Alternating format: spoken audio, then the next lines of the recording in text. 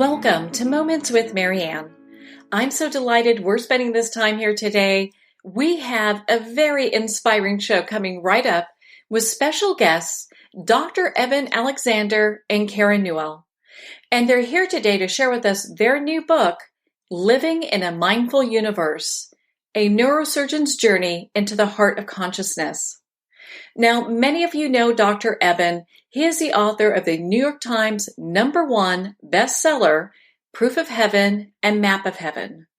Dr. Eben-Alexander was an academic neurosurgeon for over 25 years, including 15 years at the Brigham and Women's Hospital, Children's Hospital, and Harvard Medical School in Boston. Now, Karen is a lifelong seeker of esoteric wisdom and has amassed a wealth of first-hand experiences exploring the realms of consciousness.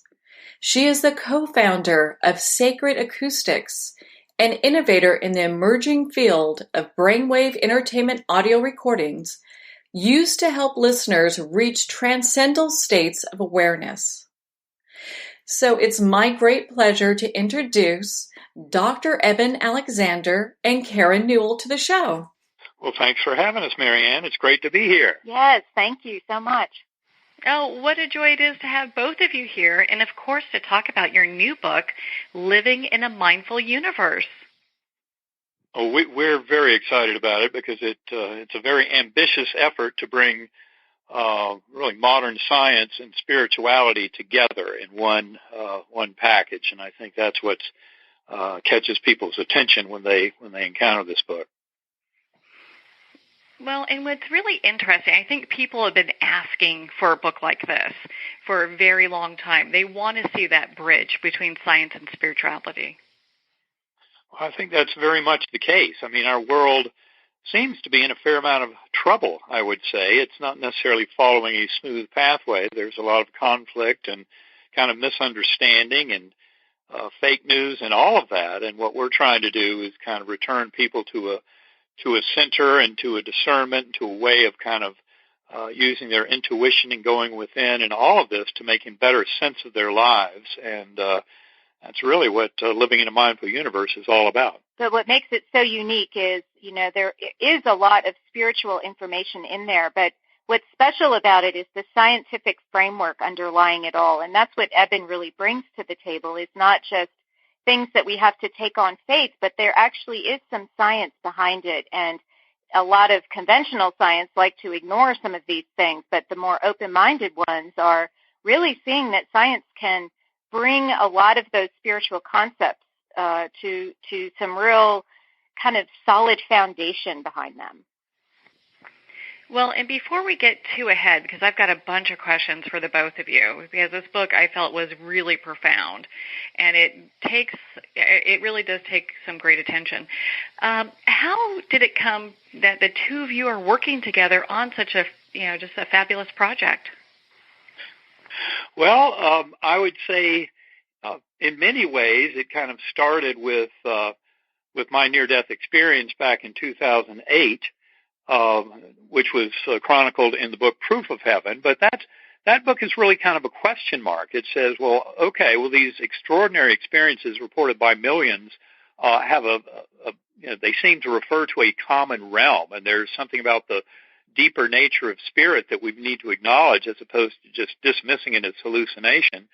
But really, in many ways, when I look back on the journey, it's even more empowered by Karen's experience. And, I met her 3 years after my coma and came to realize that she had been living her whole life from a philosophical position that I was just beginning to discover was the best way out for modern science, quantum physics, consciousness studies, and all that. And it's really that position of idealism where mind is fundamental in the universe.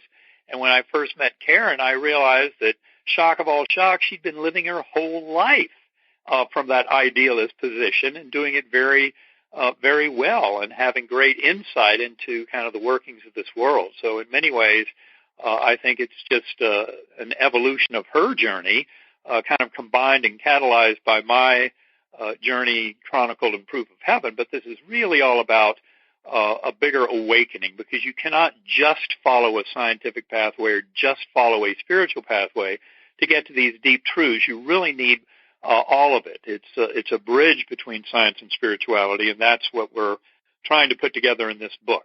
Yeah, and when I first met Eben and asked him, what happened during your near-death experience, I was expecting a big kind of spiritual explanation or lesson that he learned, but instead he looked at me and he says, the brain doesn't create consciousness. And I was confused and said, why would anyone think that it does? And so you can see we were coming from completely different opposite ends of the spectrum, yet we found so much common ground. And eventually we decided that it belonged in a book so that people could really see that they're not two completely polarized things, that they really can come together.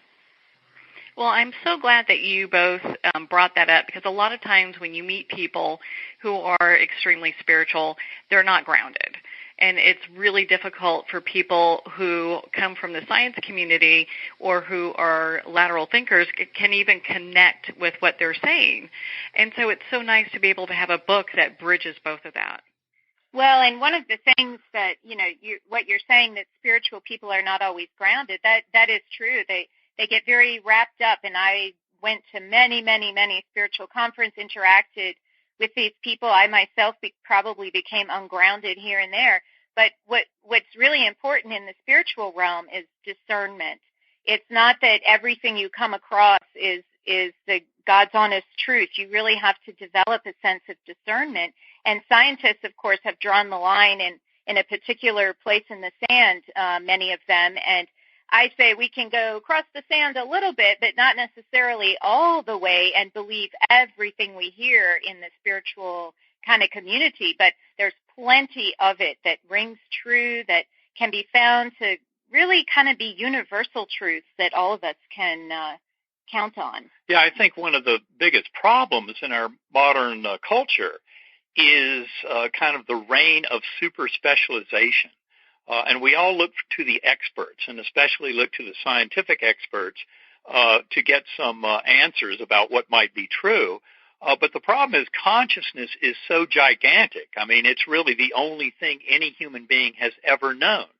And some materialist scientists simply dismiss consciousness as an epiphenomenon of the workings of the atoms and molecules in the substance of the brain.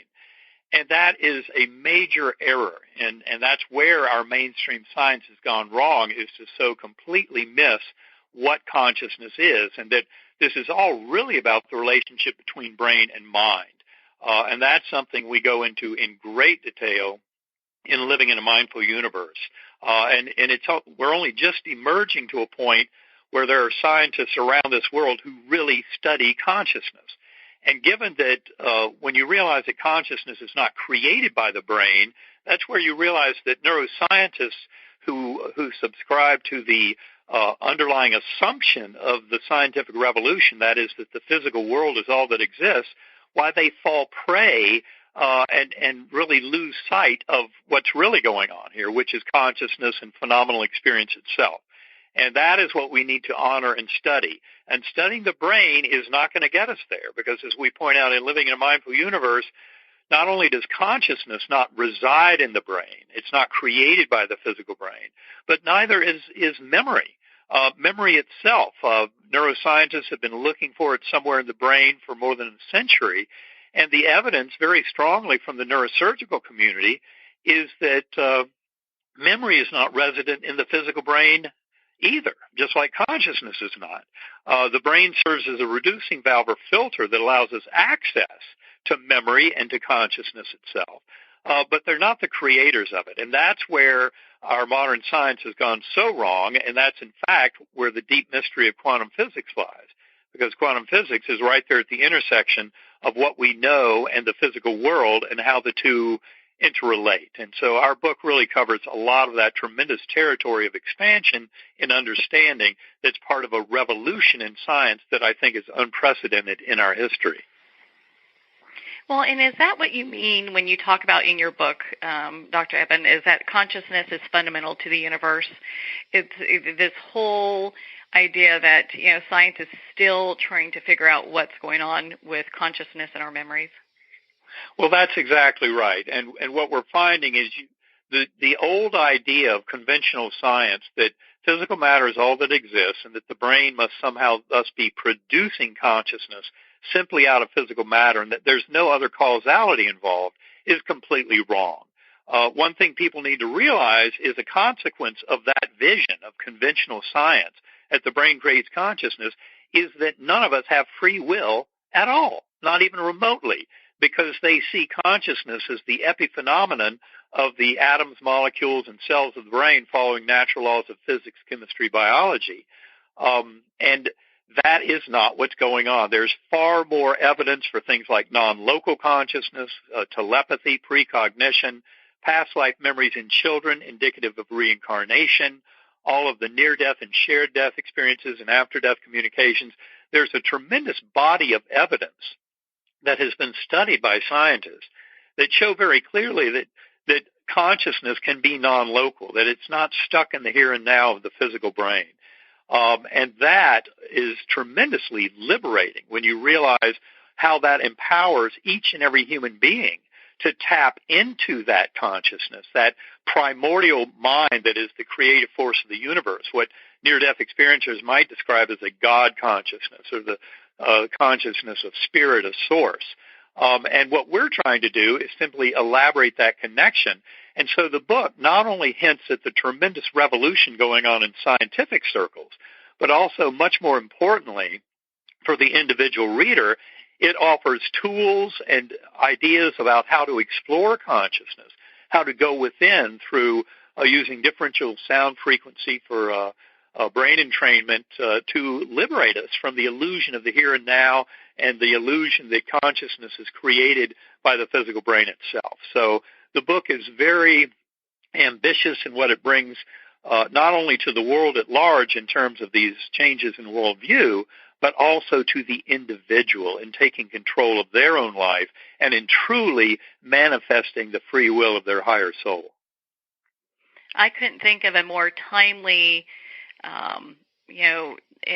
point in our history to have a book like Living in a Mindful Universe, Dr. Eben and Karen. I mean, I think it's perfect timing because people are really wanting this. They want to have that connection between what's going on with them as far as in a spiritual aspect and making sense of it in today's world. And so it brings me to my next question. You kind of hinted on this a little bit, but is there scientific evidence that God exists? And I think a lot of people are kind of on their edge of their seats, kind of waiting to hear about that. Well, there's a quote that I often put out in presentations, and I think it's very apropos to your question. And it's from Werner Heisenberg, who won the Nobel Prize in Physics in 1932 for his fundamental work in notions of quantum physics and what quantum physics really means in terms of what it's telling us about the nature of reality. And Heisenberg said, the first sip from the glass of natural sciences will lead you towards atheism, but at the bottom of the glass, God is waiting for you. And what he was really meaning there is something that should be obvious to anyone who studies and understands quantum physics. And that is that looking for all the rules of causality within our physical world, looking at all these subatomic particles, atoms, and molecules and all their interactions, we come up short. You cannot explain all the workings of this world, especially revealed through quantum physics and its assessment of the very makeup of the fabric of the material world all around us, without realizing that there's something more. As William James pointed out, a great psychologist in the early 20th century, there is what he called the more, that you needed more to explain the workings of the world, and quantum physicists have come to prove that. The thing is, they try and answer it. For example, if you query quantum physicists, poll them about their favorite interpretation of what's known as the measurement paradox in quantum physics, which is the very unusual feature of contextuality and the fact that the mind of the observing scientist plays a crucial role in the outcome of any experiment. You cannot, come up with a result of the experiment simply based on the physical world alone. It depends on that observing mind and the questions it's asking. And What this is really telling us, what those physicists would say, many of them, the most popular interpretation of quantum physics is Hugh Everett's many worlds interpretation, where infinite parallel universes unfold at every instant in space-time whenever a subatomic measurement is made. And so for them, that solves the math and the physics of quantum physics, and they walk away from it very happy, saying that infinite parallel universes answers the question. Whereas, in fact, I would say the question is best answered by realizing that consciousness creates all of emergent reality. And this is the view that is coming to a head in quantum physics, because the experiments have more and more refined the affirmation of entanglement, or what Einstein called spooky action at a distance. And as we explain in Living in a Mindful Universe, that's why the primordial nature of consciousness, how there is really the one mind and we all participate in that one mind, that is what explains this. And it is absolutely something that one could interpret as a God consciousness, as a co-creative force that participates with our minds in emergent reality. And that's why things like prayer have so much power.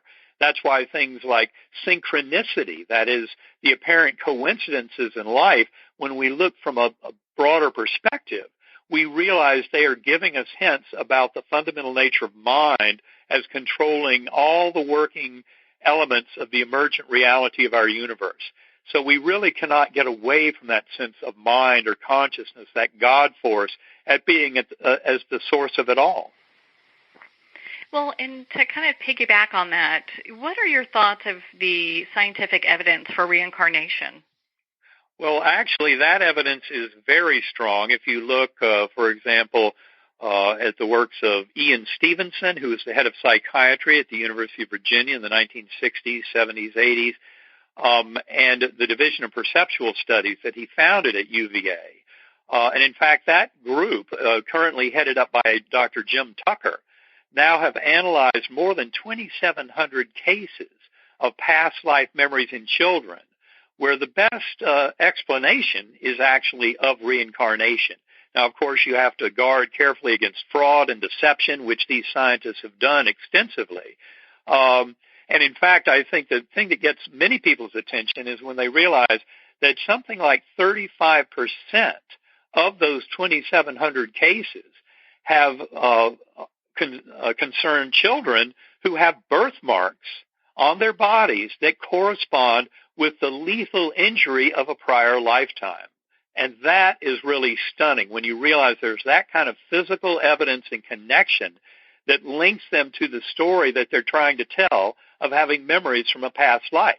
Now, it'd be one thing if you had one or two or three such stories, but these investigators over decades, scientists, have found more than 2,700 such cases. We really need to just acknowledge that reincarnation is absolutely real. And then any other kind of models of brain, mind, consciousness, and the workings of human realities need to incorporate that kind of very broad understanding of the absolute reality of reincarnation itself.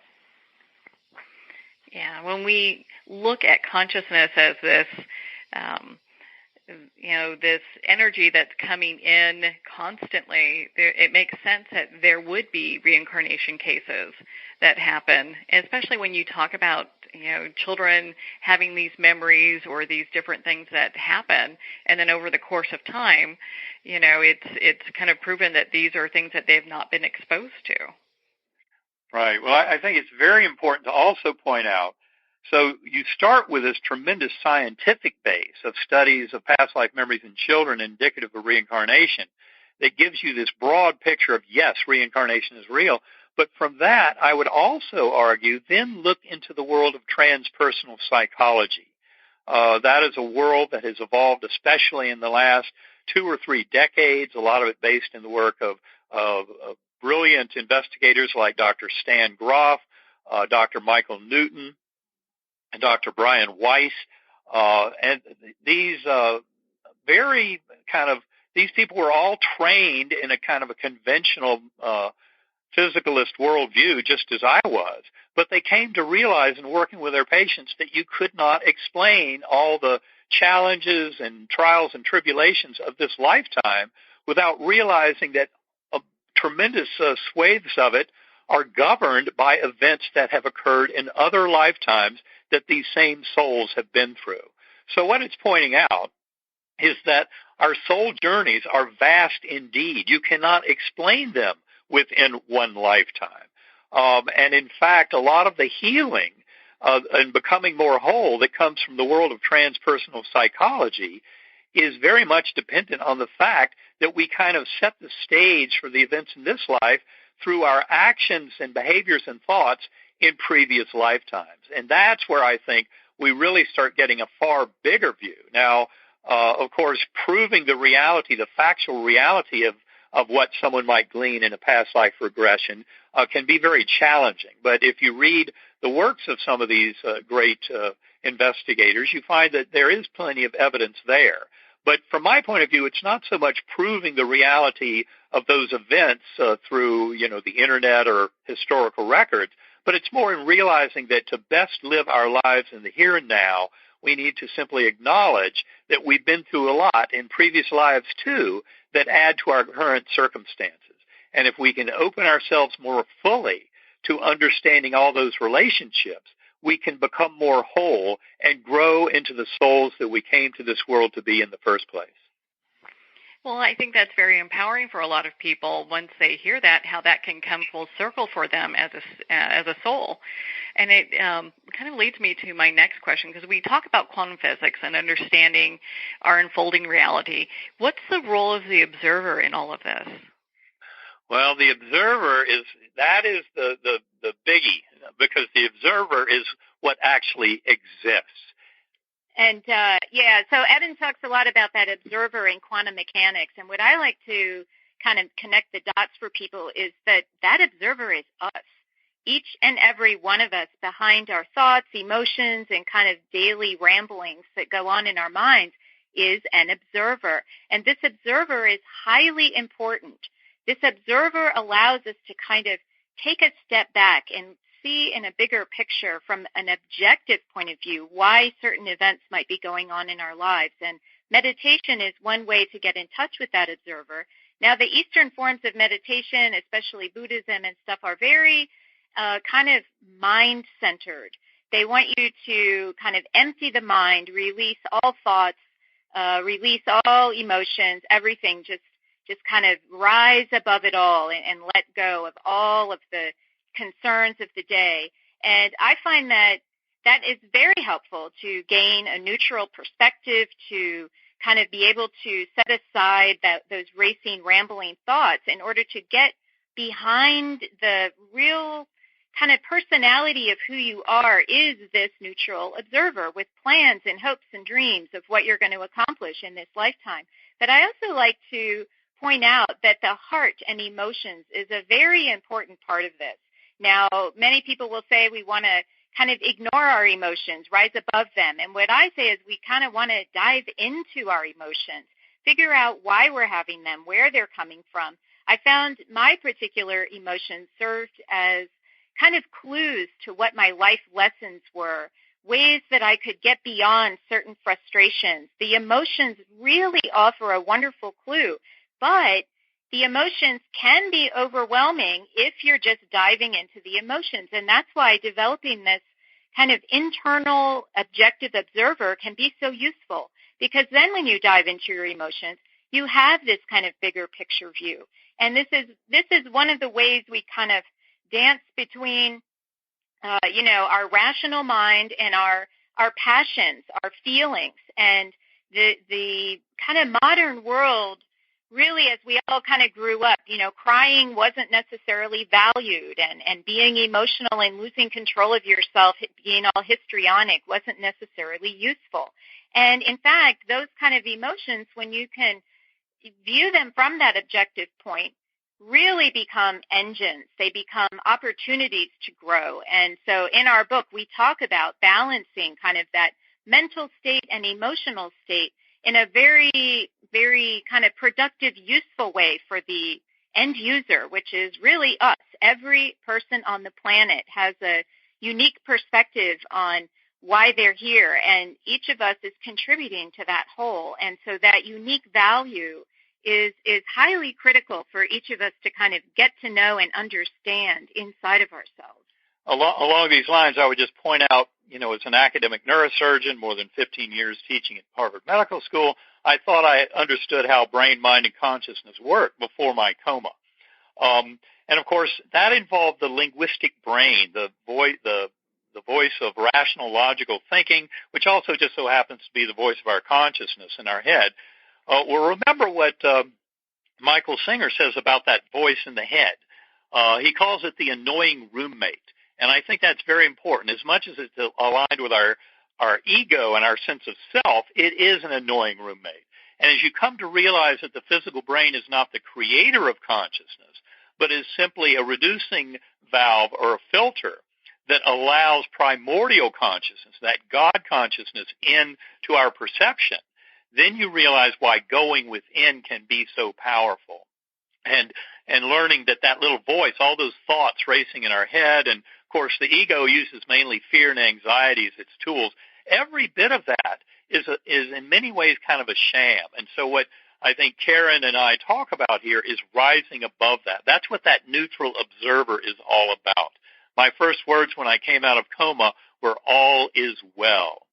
And what I've come to realize is that by using that all is well as kind of a litmus test, I can rise above the petty little concerns of my ego and start developing my relationship with that inner observer, that objective self, which is not really part of self at all, but part of the great one mind that we're all sharing. So it's really a shift of perspective that I believe is very empowering. Well, on that note, we're going to pause here for a quick break. We've been speaking with Dr. Eben-Alexander and Karen-Newell in regards to their new book, Living in a Mindful Universe, a neurosurgeon's journey into the heart of consciousness. You've been listening to Moments with Marianne. We'll be right back after these messages.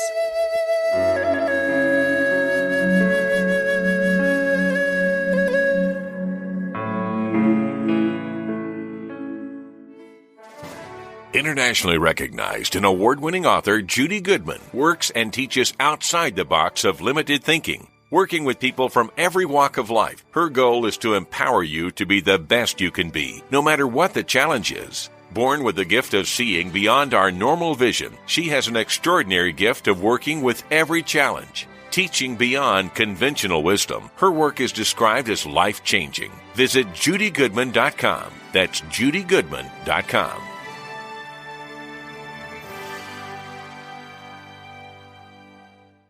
There comes a moment when you realize you're somewhere special, when you discover that each beautiful creature that you see has been rescued from a life of absolute horror and brought to this incredibly free place. Here's where their lives were forever changed and where yours will as well. Discover over 500 tigers, bears, and lions at the brand new visitor center at the Wild Animal Sanctuary just outside Denver. For more information, visit wildanimalsanctuary.org. Discover true freedom at the Wild Animal Sanctuary.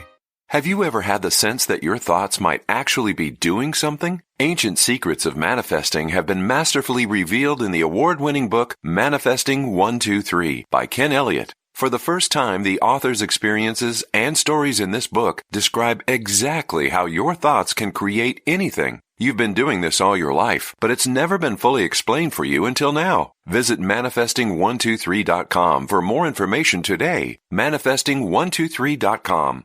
There are nearly 2 million Americans living with amputation. Many live right here in San Antonio. Becoming an amputee can be scary, frustrating, isolating, but there's no reason to feel alone. The San Antonio Amputee Foundation is here to help support you and guide you toward resources such as home and car modifications and even prosthetic limbs. For more information or to make a donation, visit saamputee.org. We'll help you live a full, active life, one step at a time. San Antonio Amputee Foundation, healing limbs, hearts, and souls.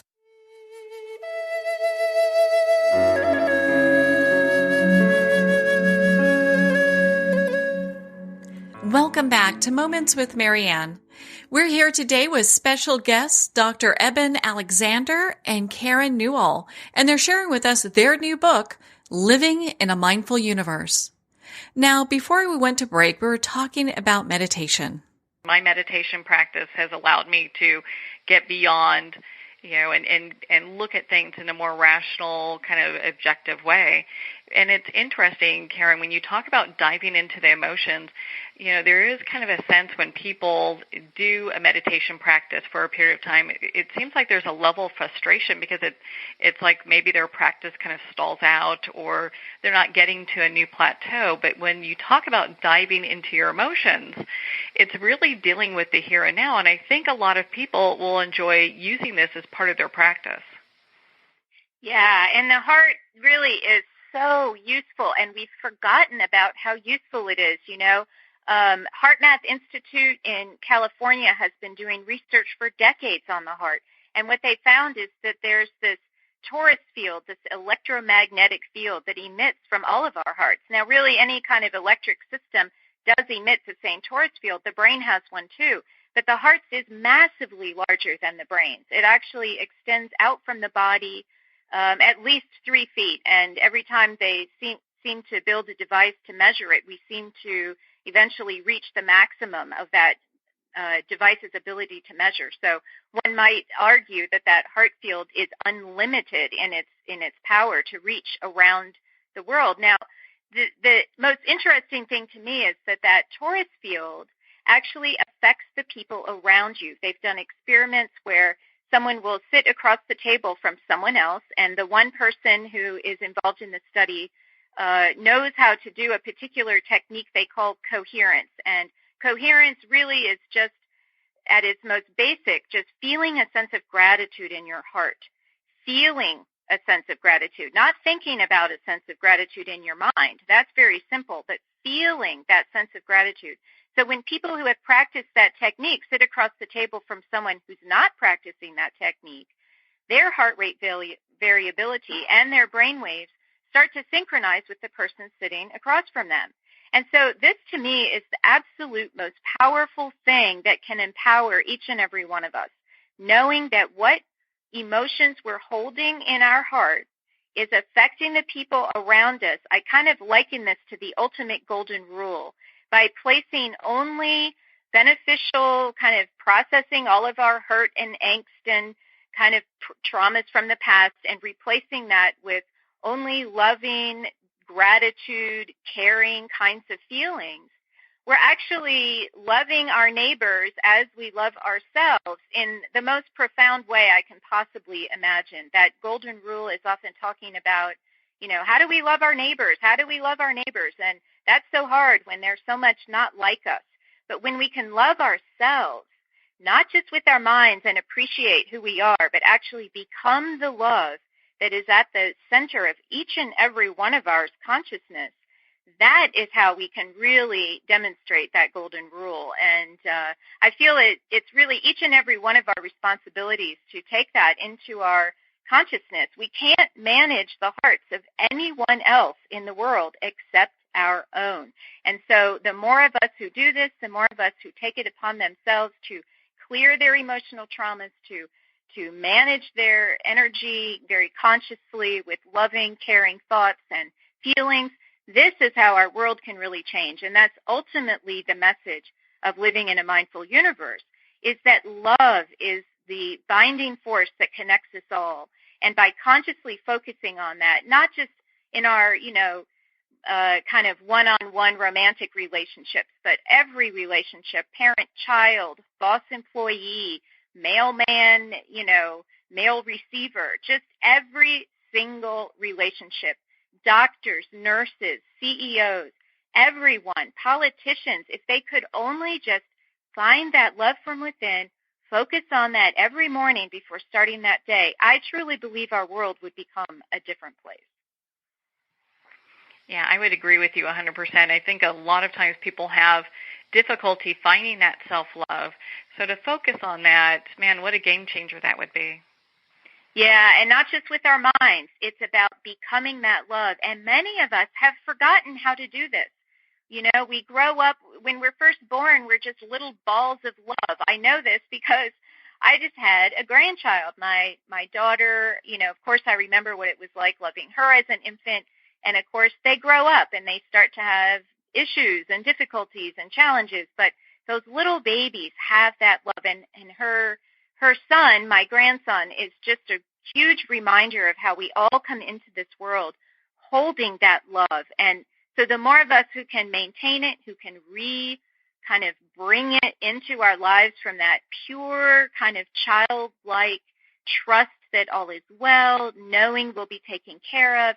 It's challenging to do that, especially in today's world with all the polarization that's going on. But no matter which pole you're at, it doesn't matter. Everyone along the spectrum has a heart that's performing this function every day, and we're just kind of unconscious of it.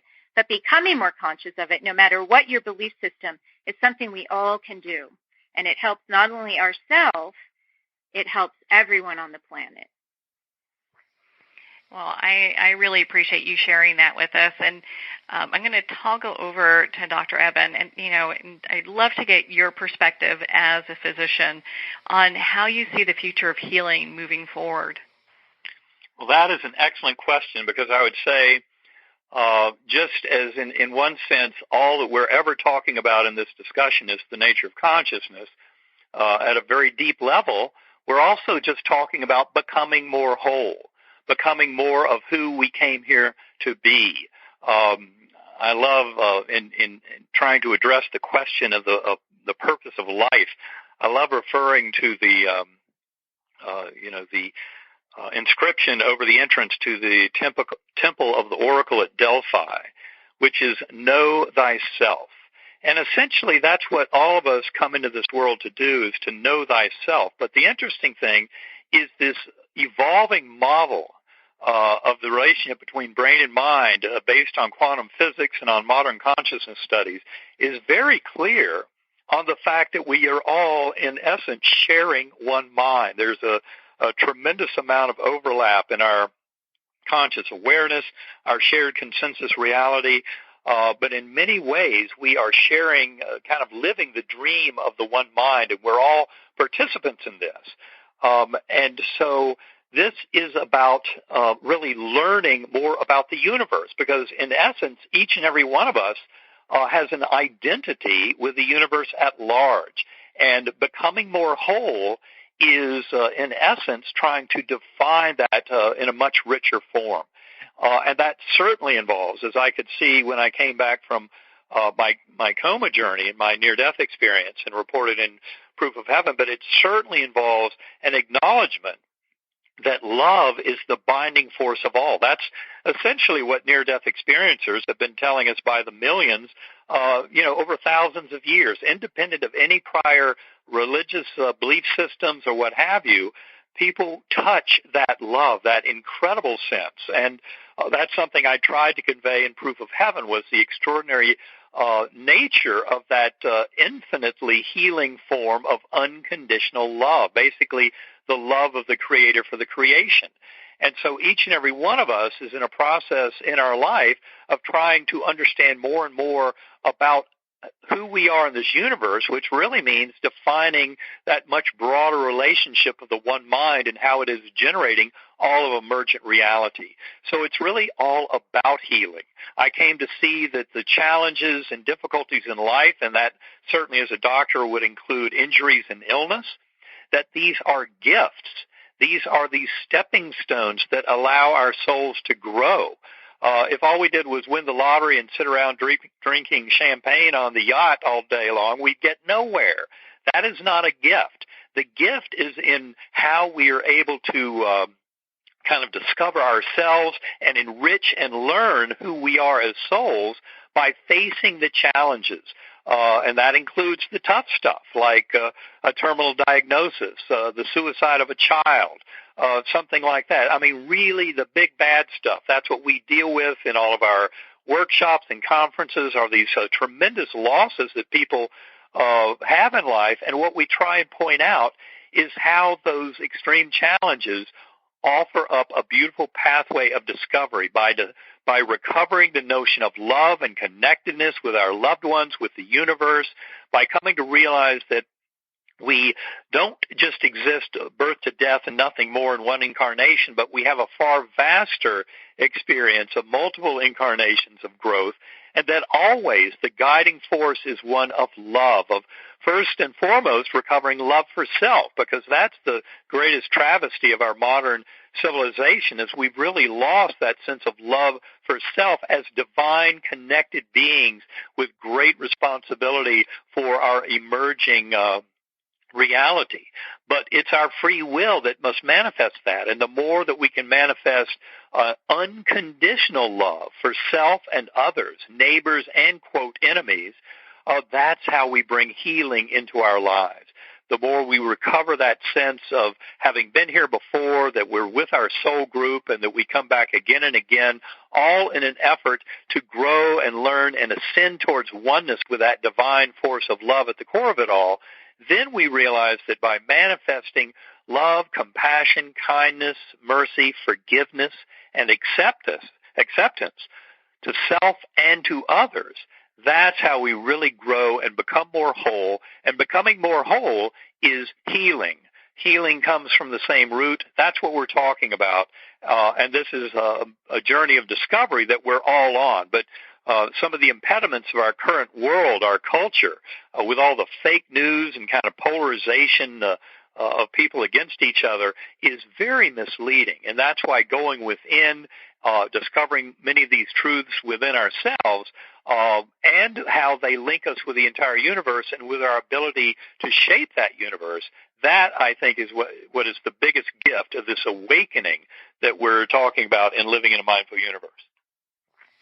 Well, and Dr. Eben, do you find that having been in that experience with that, that complete love where it's unconditional, and then coming back and having to explain it sometimes can feel like a difficult task, because it feels like it's an experience that one has to go through in order to really feel the totality of it? Well, I think the best news, and this is a point that we make very strongly in living in a mindful universe, is you don't have to be smote down by meningitis that almost kills you to get this.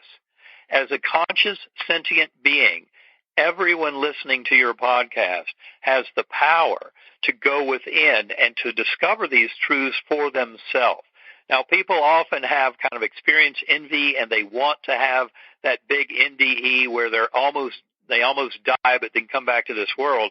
But what I'm saying is, I know from my experience with many people in our workshops, many people who are fans of Karen's differential frequency brain entrainment work with sacred acoustics, that many people who have not had an NDE can come to the very same knowledge and truth and know the reality of the eternity of their souls, and that love is the fundamental force in this universe.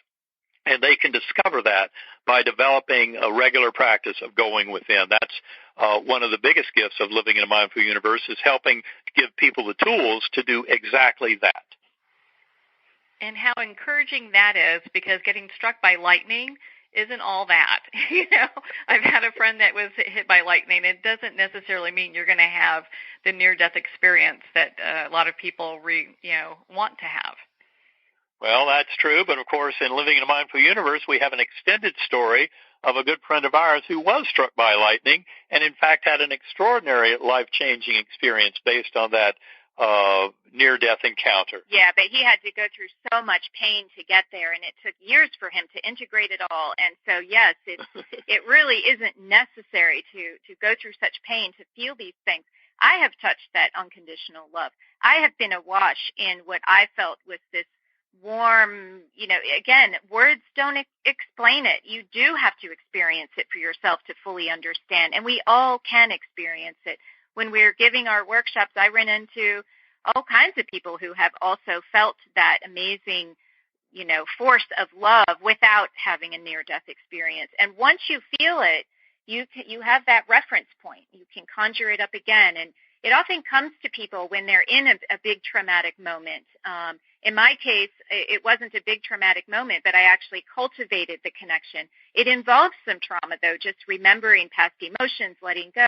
We need to let ourselves feel emotional if we stand a chance of feeling that amazing unconditional love. And usually it's that gift of desperation when someone is just so emotionally distraught, or when you're conjuring up that love from within, you can actually attract it to you. So there are many ways to do this. We're all unique.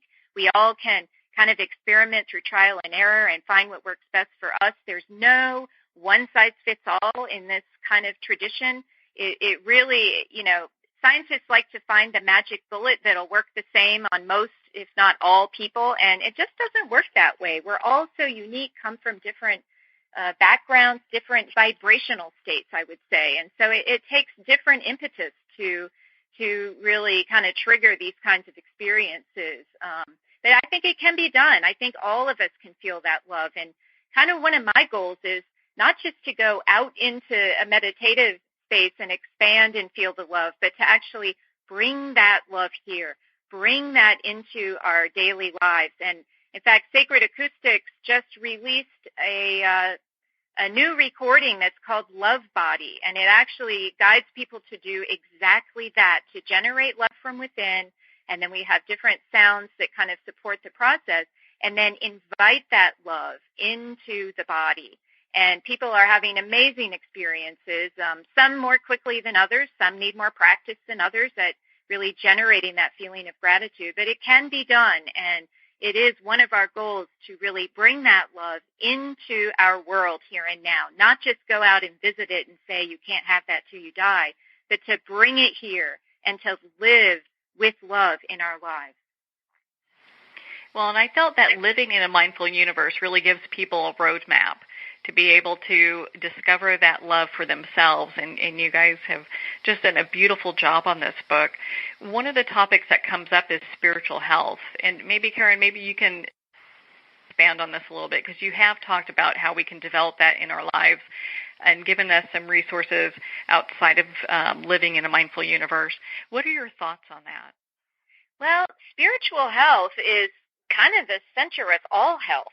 When it really comes down to it, our doctors are so interested in your physical body symptoms. But when you explore the world of energy healing, what their belief system is that actually everything starts energetically and then affects the physical body. So if you can kind of dive into the energy of your problems, and that is your emotions. It really is the kinds of thoughts and feelings you bring to a situation is what I mean by the energy. And so, we tell some stories in the book that are actually in my family. My daughter had her own struggles with substance abuse and anger and depression as she was growing up. And really what did it for her, what really began her turnaround is when she asked me to take her to a hypnotherapist. She was tired of the talk therapy. I wouldn't let her have any prescription medications that the doctors wanted to give her because she was busy abusing those same prescriptions, and I didn't want to give her her own. And one day she asked me if I would take her to a hypnotherapist because she had learned that there she didn't have to talk about her problems necessarily. She didn't have to go review with the doctors all of the things, crazy thoughts she was having. So in this hypnotherapy, she was able to kind of go back to the source of what began all of this. Hypnotherapists will guide you through this process of what's called regression to take you back to the source of a particular problem when you're in a calm, kind of expanded meditative state. And as she did this, she guided my daughter through it was a very many-step process, but the root of it was she guided her to two different future scenarios, one in which she made no changes in her life, and my daughter was able to see what her life would be like at 1 year, 5 years, 10 years in the future in her mind. And then the hypnotherapist said, okay, let's say you do make some positive changes in your life. What then is your future going to be like? And then she regressed up to her future. And then the hypnotherapist asked her to make a choice. Which life would you like? And she, of course, chose the better life, the one where she did make changes in her life right now.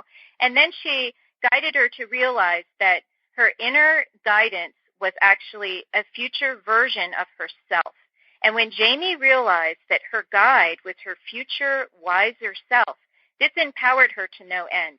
When she realized that her power came from within by the choices that she made, by the choices she made about who her friends were, what her emotions were going to be, how she reacted to situations, it empowered her unbelievably. And we didn't notice a change immediately from one day to the next. But often when you look back over time and you realize, oh my God, that was a huge turning point when she started to realize her power came from within, that's a spiritual connection. When we talk about spiritual health, we're not talking about going to church or having a particular religion, although people can find it that way.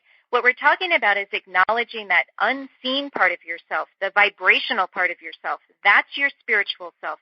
That is so important for us to come to get to know, to understand, to learn how to work with, and that is what we really are encouraging people to do. It kind of can be likened to this masculine-feminine balance where our world has really been very masculine, and by that I mean we can just say external. Masculine is very external energy. We're all focused on what's going on around us in the external world when we think about our problems. But when we can flip to looking internally at what's going on, that's a more feminine approach. And when we find that balance of external and internal, then we start to find that divine union of masculine feminine. And for me, this has been a very useful model to encourage myself to go within. Many of us don't want to take time to do that. We have so many other things going on in our lives. But when we find that balance, when we make that commitment, you really find out for yourself the power that it has. We can talk about it till the cows come home and tell you how wonderful it is. But until you start to practice, do it yourself, that's when you'll really find out. And that firsthand experience, again, is a huge focus of living in a mindful universe. Not just us telling you things, not just us, expecting you to believe what we're saying, but to go find out for yourself, to find your own truth, to see what works best in your life. But don't ignore that internal world. That spiritual world really does contribute to the physical health of the body. So how does this relate, to prayer and meditation? Well, I think prayer and meditation are just the ways that humans can most readily kind of access that primordial mind, that universal mind. For me, whenever I talk about using differential sound frequency brain entrainment for deep meditative states, I'm really talking about a form of centering prayer. Centering prayer is kind of a silent form of prayer that acknowledges gratitude, connection, oneness, a trust in the universe. And for me, it's all really part of one process, so that as soon as I go into a meditation using sacred acoustics, I often will have a goal. I'll state an intention, and Karen has instructed me tremendously in how to kind of simplify those requests or intentions at the beginning of a meditation, even down to one word. But she very much emphasizes the power of the emotional content, not just the conceptual flow. As we keep saying over and over again, you don't think your way to these answers. In essence, you're kind of following the power of that emotional engagement and addressing those emotions and what they are. But the interesting thing is you're also doing it by obtaining a perspective, that higher perspective of that neutral observer, of the one mind, the connection with the higher soul. So really this kind of meditation or centering prayer is always a form of developing a richer relationship of the sense of self, that observer within, that awareness with that creative force of the universe. And that's where I think it gets to be so powerful. But people have demonstrated that through prayer for ages. You find elements of it, say, in the 12-step program that's been so successful for Alcoholics Anonymous and for drug addicts in addicted settings, is really, in a sense, turning it over. But what we're acknowledging there in those 12-step programs is that our ego is not the boss. And I think that's the problem, is so many people are so kind of wrapped up, they begin to lose sight of the magic of that awareness, and they start thinking that their ego and their linguistic brain and that kind of voice in the head that is so full of fear and anxiety, that is really running the show. But it is not. That's little more than a parlor trick. So we're talking about using meditation and centering prayer, or a 12-step kind of approach, however you want to label it, but using that to access that higher self. where you can truly manifest a free will and a power of trust in this universe that is very much your ally. And that would come into tremendous help for so many in this world today who are circling the drain in this rising spiral of suicide and of depression across all age groups. I mean, our culture is really quite sick at this point in time, as manifested through this rising suicide depression rate. And what Karen and I argue in Living in a Mindful Universe is that is absolutely a consequence of not coming to see this relationship of oneness with the universe, and that we are one with that creative force and with that power. And it's not our petty little ego that plays any role. We learn to put the ego into timeout, but see this as the higher good for all involved. And that is absolutely a place where you can quickly come to realize through prayer or meditation that all is well, and then start manifesting your highest dreams to become the reality of this world. Well, I think that is a beautiful note, and I think I have time for just one more question here before we go today, because, I mean, what a just enlightening discussion this has been, especially in regards to your book, Living in a Mindful Universe, and everything that it covers. When we talk about unconditional love and the epidemic that we're kind of seeing now of people that are committing suicide or feeling extremely depressed, what are some of your final thoughts around all that?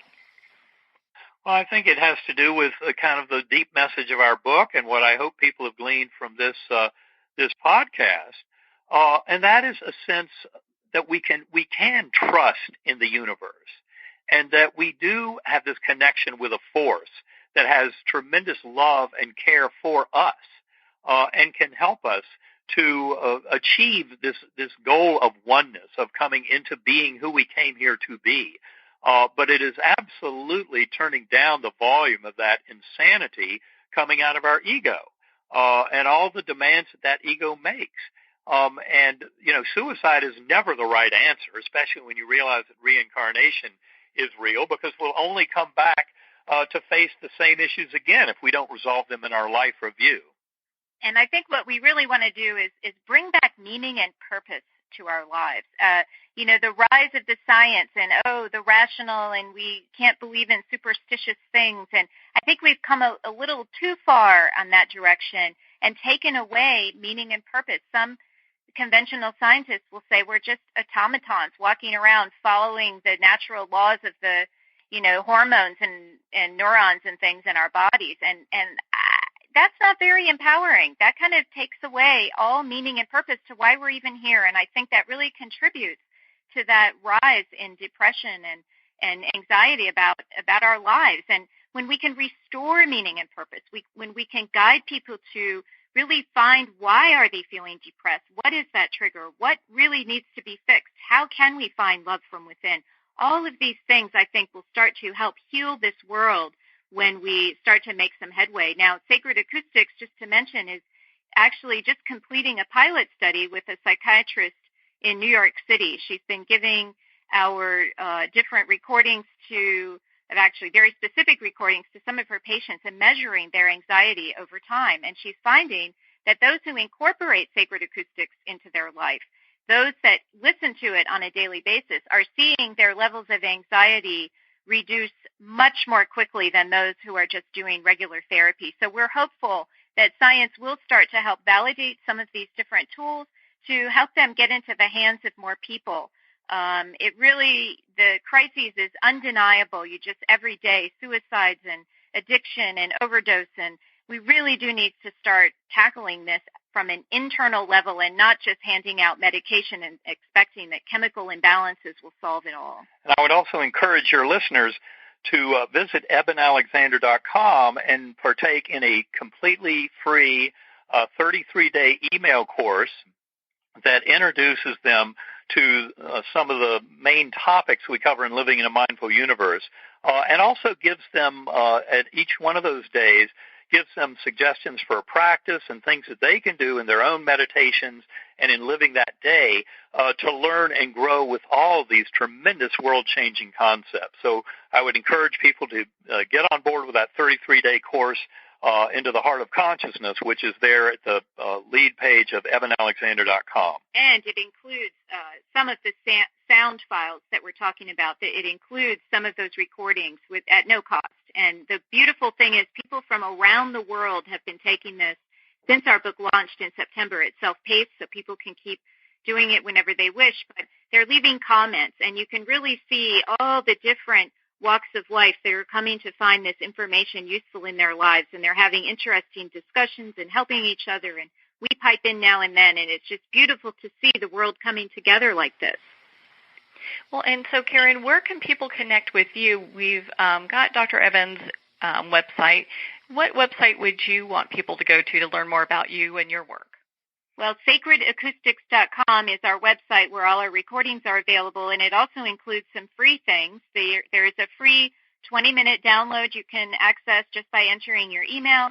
There are some free training videos that are posted on YouTube, all linked to from sacredacoustics.com, that teach people how to use this. And you don't even have to buy anything. You can apply the tips and techniques in those videos just using the free 20-minute download and or the recordings that come with the 33-day journey.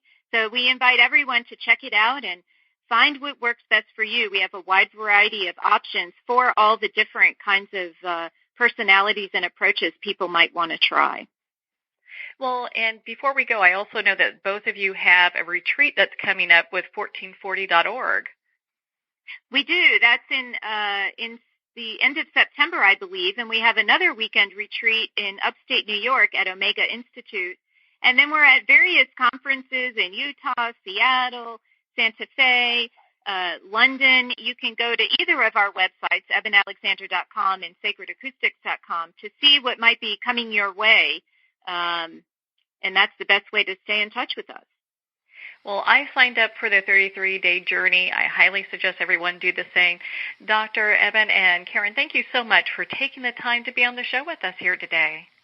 Well, Marianne, thanks so much for having us. It's been great being here, and hopefully we'll talk again soon. Yes, and thank you so much for what you do, which is bring different minds together to share with your listeners, and it's very much appreciated by us that you are doing that for people. Thank you. Well, thank you, Karen and Dr. Eben.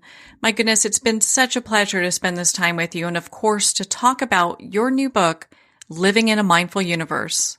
If you'd like to purchase the book, again, you can at Amazon, Barnes & Noble, all major retailers, and, of course, don't forget our indie bookstores. Well, we're at the end of our time today. I would like to thank everyone for tuning in. You've been listening to Moments with Marianne. And remember, make every moment count.